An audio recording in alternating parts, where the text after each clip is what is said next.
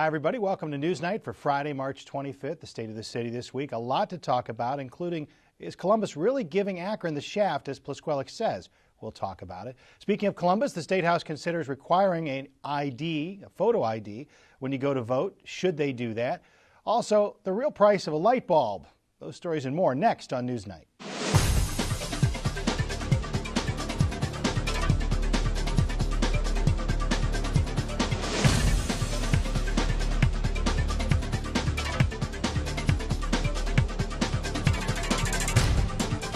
Mayor Plusquellic pulling no punches during his 46-minute speech, taking direct aim at Governor John Kasich specifically on the local government fund. But in all seriousness, last week Governor Kasich announced a 25% cut beginning this year and a 50% cut next year in local government funds. He is balancing the budget of the state on the backs of local governments, large and small. Now, I would not fault him if he proposed that we take a cut in funds proportionate to the decrease in the state's income. That would be fair, and frankly, we've already seen that. But the local government fund, you need to understand, and we have a fact sheet on your table if you would glance at it, but the local government fund is different from most of the other state expenditures. It's a 75-year-old pact, an agreement, a deal between state government and Ohio's communities. Unlike other discretionary funds, the local government fund was created in 1935 as a commitment by the state to its cities. And for you smart Alex, no, I was not mayor back then. But I read, and all of you can go on and read the history of this program. During the Great Depression, and it makes perfect sense what they did, Ohio needed a fairer way of funding government services since almost every level of government depended on property taxes. And with people losing their homes, they wanted to try to put on a fair, better tax. So in exchange for local officials' support of the sales tax, state government officials promised cities a share of the sales tax, and property taxes were cut to help keep people in their homes. Similarly, when Ohio officials proposed the first income tax in the late 60s, the state again promised to share revenue with cities in exchange for their support. It is an historic commitment that Democrat and Republican governors and legislators alike have kept for 75 years. Again, the speech lasted about 46 minutes, took some questions afterward. Seemed like it all ended on time, but let's talk about the meat of the speech. Joining me here on the panel this week, Ed Esposito joins us from WAKR. And also great to have along freelance journalist and contributor Jody Miller. And guys, I say that he pulled no punches, but he took aim at Columbus, but there were no special place in hell comments here. There were no get the hell out of the way comments. It seemed very reserved, even for as serious as topics as he brought up. You're absolutely right. Yeah, it was actually rather boring in a lot of respects because there was no, as you said, no fireworks, no real slams except for a comment about fringe element that I think he directed more toward Mike Williams, who is not necessarily a fringe element candidate by any means. Who was not at the speech.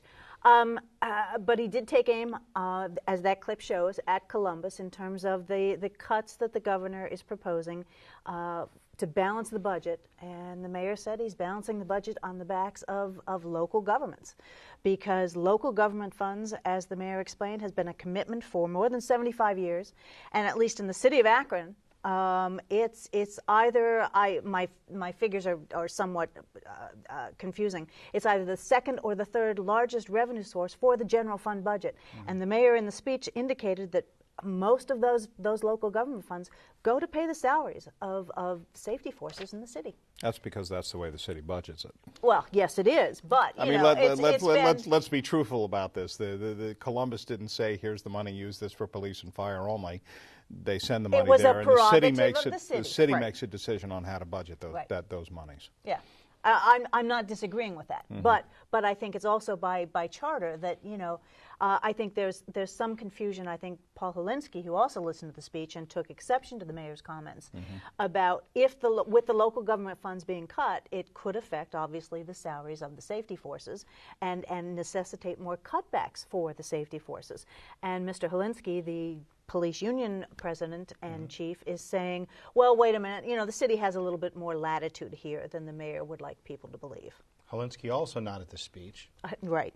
Purposely so. But, Ed, how do you take his demeanor there? The Plusquellic we're used to leaves you, a million sound bites that are all jabbing, and this one was very, very monotone for him. Well, I think in some respects it's a political strategy borne out by the last couple of years.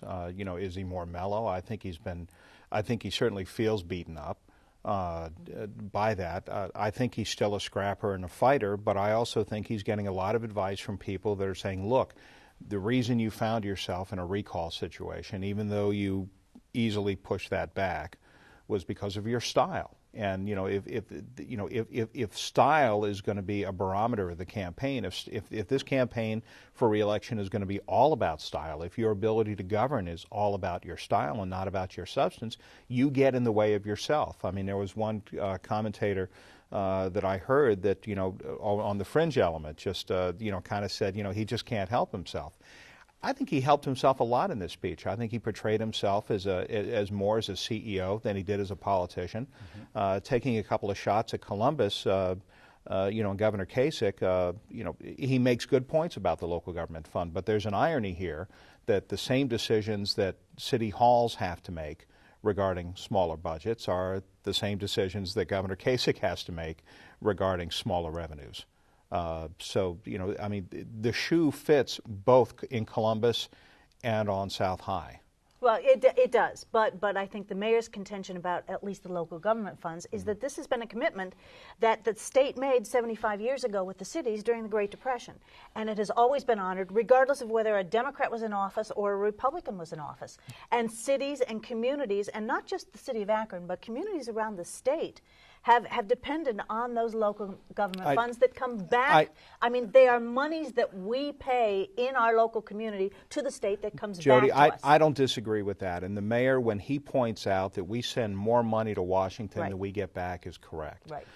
When he talks about that. But this is the overarching theme here that Columbus, Washington, and Akron all have to deal with, which is they're spending too much. They're spending more than they take in. So you either have to cut what you spend or you have to take in more. Take in more means taxes. Right. This legislature is not going to agree to raise taxes. I know Mayor Plusquellic doesn't want to raise taxes at this point. Any chief executive at this point in time doesn't want to raise taxes because the economy is fragile right now. They're between a rock and a hard place in all of these chief executive positions. But, to use this is a commitment that's been ongoing since the Depression.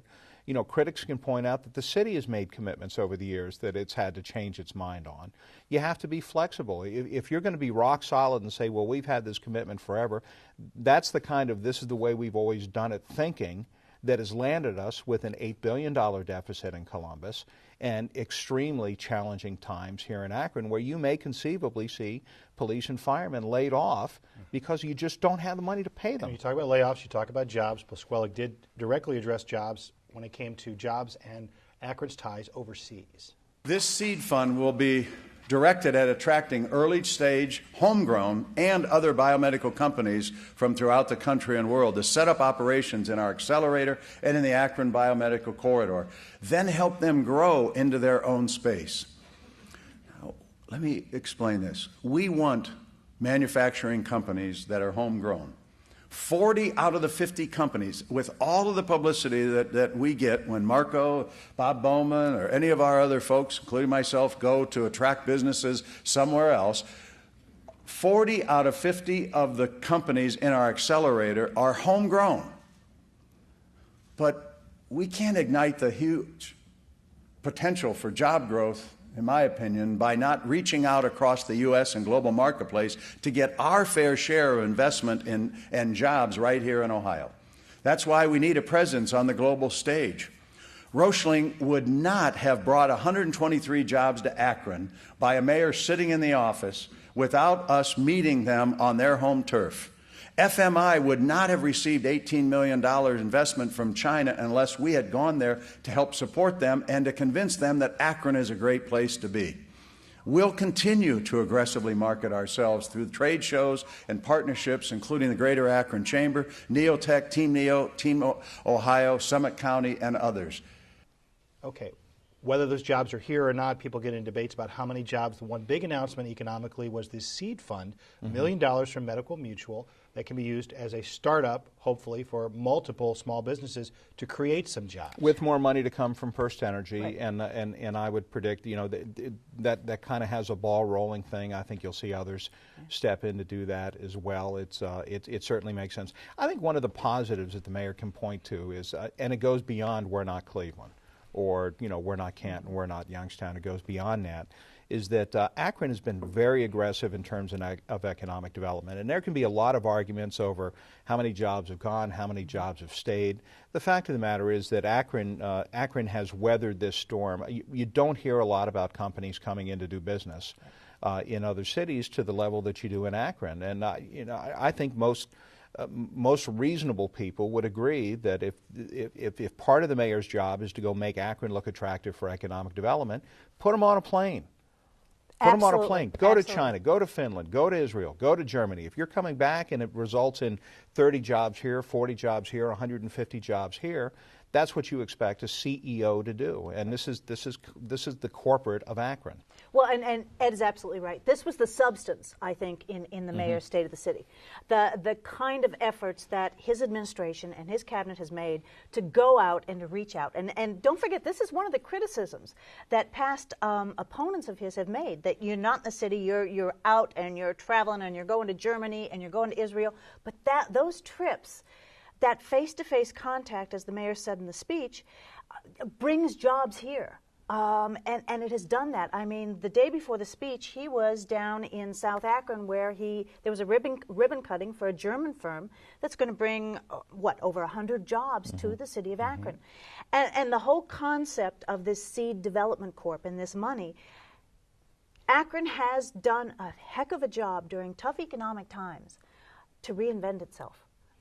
With the whole biomedical corridor and bringing Dr. Douglas in here, and the collaboration and cooperation between the area hospitals and the Northeast Ohio School of Medicine. It's an amazing, they're poised on the brink, and I think that's why this Development Seed Corporation is going to be very important, because those small companies that come from this kind of collaboration and from the University of Akron and from the whole biomedical and wound care types of things that the polymers are developing, those are the kinds of jobs that are going to bode well for the future. And this seed fund can help start those companies. And that's hopefully a positive for Akron. The mayor also talking about his re-election bid. We'll continue that part of the conversation now on NewsNite.net. For more NewsNite content, including extended discussions, full interviews, and the chance to speak your mind about the issues, join us online at NewsNite.net. Again, you can watch the entire Mayor's State of the City address, as well as our in-depth discussion on NewsNite.net. Glad now to welcome Steve Hoffman here to the discussion from the Akron Beacon Journal. Jody will be back in just a few minutes. Guys, we're shifting now to Columbus and a proposal that's on the table that would require a photo ID when you go to vote. Sounds simple. Why are people against it? What's the hubbub? This, well, part of the hubbub is this kind of came out of the blue. Republicans have made allegations about voter fraud for years. In fact, it's very rare, extremely rare in Ohio. There are problems with voter registration that people have loved to point to. My favorite example is, these paid circulators would register Donald Duck or some other, cartoon character. Well, yeah, that's a registration fraud, but Donald Duck didn't vote. That's the point. So anyway, John Husted, our new Secretary of State, who's a Republican, had a package of reforms ready to go. And he did not touch on the subject of voter identification. He left the current system in place, which allows you to produce other things than a photo ID, like a utility bill, something with your name and address on it, which we've lived with for years, and it seems to work just fine. Anyway, the Republicans in the House said, hey, we'll get to Husted's ideas one of these days. They're great ideas, but first, we're going to require this photo ID. And the bottom line is about 11% of the electorate does not have a photo ID. It's somewhat of a hurdle for people to get one. You have to have a driver's license, a state issue ID, which looks like a driver's license, military ID, or a passport to vote. Now, the problem is you go through these hurdles when you register, in my opinion. You've already gone through this process of producing identification, proving who you are when you register. So when you show up at the polls, the poll worker has a book, we've all seen this, with your name and address, a facsimile of your signature. You come in the old days, you used to just sign your name, the poll worker looked at it. But what's the argument against it? Saying that the existing is okay? The argument against it is that it disenfranchises the 11% that may not have a photo ID. There's also an argument that it impacts minorities more. I've heard 25% for minorities. But I always think, I think that kind of builds into a stereotype, to be honest with you, that, you know, supposedly minorities are going to be afraid to show their IDs. I don't know if I don't know. I think it's a poverty-driven thing because people who don't drive tend not to have. Yeah, but people who do. I mean, you know, why would you have a driver's license if you don't drive? I mean, you know, how many people in New York really need a driver's license? But the flip side of that is you do need a photo ID if you're going to rent a car, or get a hotel room, or or get a drink somewhere, and you don't have gray in your hair to do that. So, you know, on the face of it, it looks like, oh, okay, this is kind of reasonable. But again, you know, devil in the details for the 11% of the electorate that doesn't have it. You know, why can't they use an alternative to prove who they are? To me, the question, this is another one of these things that has moved very, very quickly. We've had several things that have moved very, very quickly. And they tend to be these hot-button issues for the right, the heartbeat abortion bill being another example, that just kind of come out of nowhere. They start moving, and then people, at least with the heartbeat bill, fortunately, have kind of backed off a little bit. The problem is, where is the testimony about voter fraud? I'm not talking about this, you know, Donald Duck registering in Toledo. I'm talking about actual instances of voter fraud.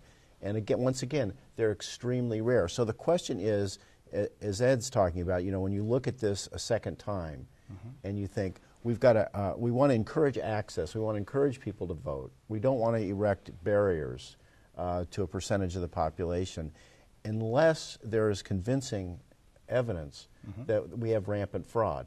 And there's just, I don't know, I've covered a lot of elections in Ohio, and yes, there are mistakes, there are errors, things go kaflooey, but very, very rarely do you have someone hauled into the Board of Elections and then subsequently into court who has deliberately and knowingly Acorn. So you're saying there's no way to argue. That's a registration. That's registration. Yes, it is. So you're saying there's no way to argue that this isn't politically motivated.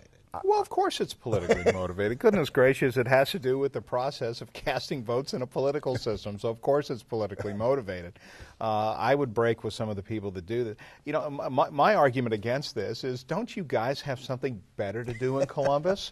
You got an $8 billion deficit. You got to go in and crawl through the budget and find out what you're going to do that's going to have the least harmful impact on job creation and the people that are paying your salary, and you're screwing around with crap like this that has no impact on the running of the government. I mean, this is the stuff that drives a libertarian crazy, is why are you spending your time on this? Manage the government. That's what we sent you down there to do. You know, if there's no problem there, spend time on the stuff that there is a problem on, like a gaping $8 billion deficit. Why are we wasting time on this? Well said. And I will say, for Husted, for John Husted, I think, you know, he has looked at a pretty reasonable package of reforms, and going back to some conferences that Jennifer Brunner, the former Secretary of State, a Democrat, held. We've been working on this issue of election reform for several years. This goes back to Blackwell years, for goodness sake. It goes back to Taft years when he was the Secretary of State. And I think name dropper. Yeah. Well, I'm just naming them because nobody remembers who the Secretary of States were. Yeah.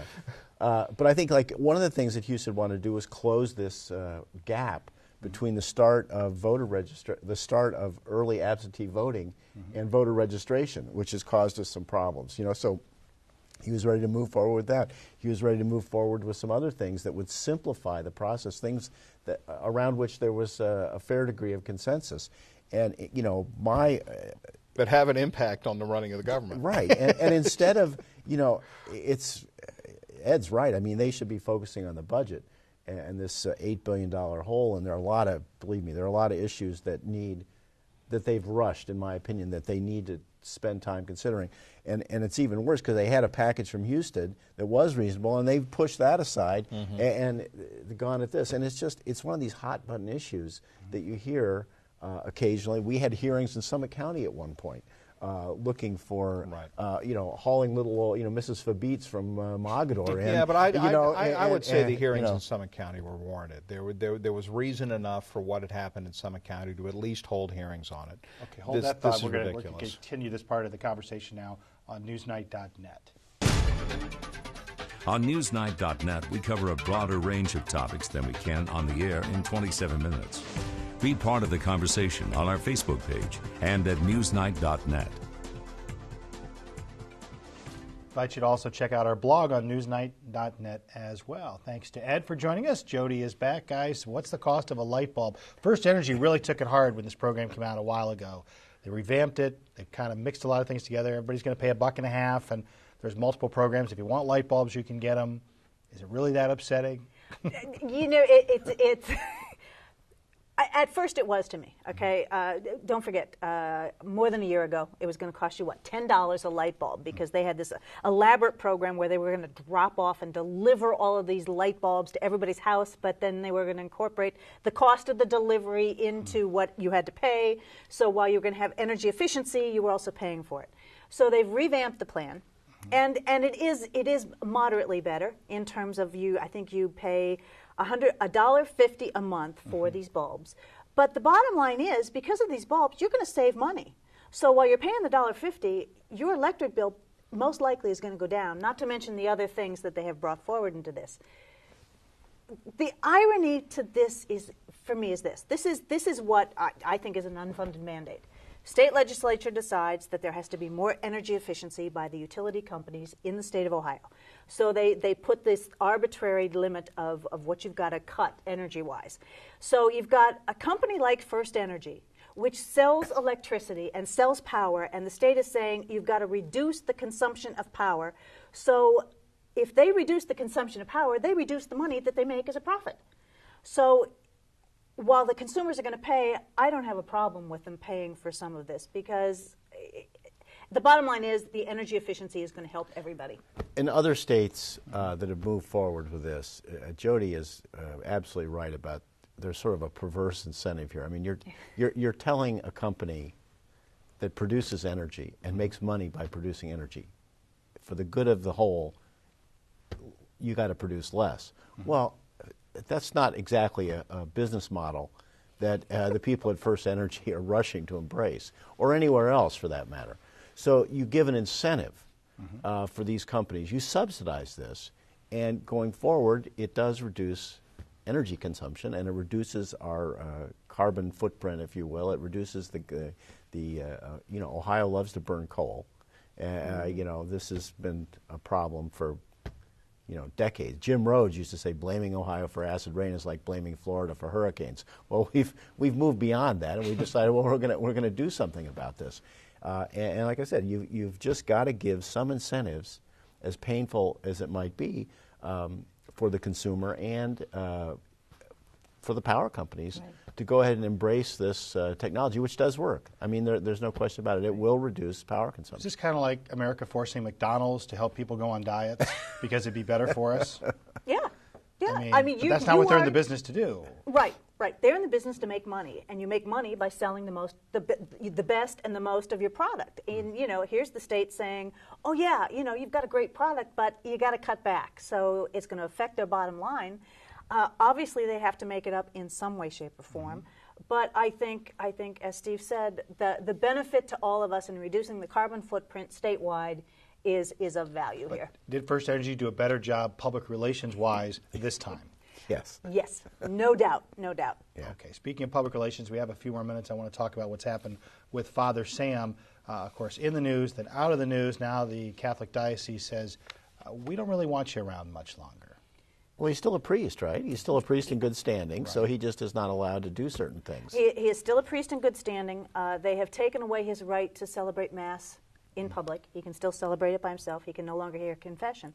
I would contend, though, that for a man of the cloth, for a priest for whom celebrating Mass is the most important thing that I think he feels he does, and it's a celebration with others. And for him not to be able to do that is, I think, a terrible blow, will be a terrible blow to him. And, you know, I mean, I have long been an advocate of Father Sam, regardless of what he did. I personally feel that maybe he has some psychological problems that maybe have to do with hoarding and things of that sort. But I would venture to say that what he has done is nowhere near as egregious as what has happened in the Catholic Church, not only nationally, but around the world in terms of pedophile priests. And I don't recall an instance where necessarily, until they were convicted, that they were told they couldn't say Mass and celebrate Mass in front of. But he's already served his one-day sentence. Yeah. This wouldn't be unexpected, wouldn't you think, that he'd be disciplined, Steve? Well, I think that partly he's, in our opinion, he's caused his own problem by appealing. He got what most people consider a fairly generous treatment, shall we say, that 1 day in jail and, you know, pay the money back, no harm. $350,000 fine. No, yeah, you know, I mean, under the circumstances, in my opinion, that was a pretty generous offer, and so then he appeals it. Oh, you know, but the prosecutors also appealed it because they thought this was not a fair sentence. So well, so then the church leaders are looking at a situation where, you know, this is still an active case. Yeah. This is not, I mean, this isn't settled. We all like to act like it's settled. Well, it's not, you know, when you get into these kind of court battles, as we all know because we've covered them, I mean, it's not over till it's over. I mean, there's seems to be always some twist and turn, whether it's, you know, Kelly Williams Bolar or whomever, you know. But this is an ongoing. They did this while the case was still ongoing. That's my problem with it. Jody, you'll get the last word this week. No, Jody, thank you. Steve, thank you. Thanks, Dad, as well. Thanks to you for watching. Again, you can watch the extended edition of our interviews online at newsnight.net. And we hope you'll join us every Friday right here for Newsnight. Good night.